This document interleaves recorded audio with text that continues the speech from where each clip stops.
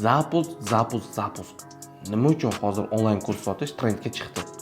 Keling shuni ko'rib chiqamiz. Запуск, ya'ni kurs sotish, onlayn kurs sotish. Bu onlayn biznesning bir turi, lekin aksariyat infoprodyuser va ekspertlar bu yo'nalishni mahsulot oldi sotisiga o'xshatib qarashadi. Keling bu yoqda nima risk bor va zapusk o'zi qanaqa ishlaydi, hozir sizga tushuntirib beraman. Misol uchun $50,000 zapusk uchun o'rtacha 5,000 dan 10,000gacha rasxod ketishi mumkin.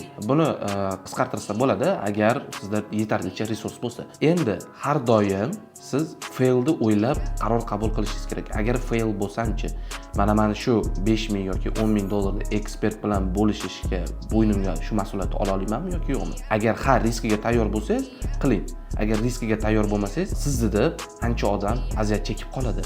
Eng katta riski shunda. Ko'zimiz bilan ko'rganmiz, tajribadan ham o'tgan, keyslar ham bor bunga yetarlicha. Boshqa ekspert o'zini konkurentidan ko'ra copy paste qilib minusga ketgan ekspertlar juda ham ko'p. Bu sohani ham boshqa sohaga qaraganlarda o'zini plus va minus taraflari bor. Men sizga hozir minus taraflarining bittasini va eng ommaga tarqalgan minusini men sizga tushuntirib o'tdim. Plus tarafiga keladigan bo'lsak, mo'maygina daromad va protsessini o'zidan kayf qilasiz. Bitta zapusk o'zingizni qo'lingizdan chiqarganingizdan keyin sizda anchagina foydali ko'nikmalar shakllanadi. Videoni saqlanib qiling, blogimga obuna bo'ling, biz siz bilan birga o'samiz.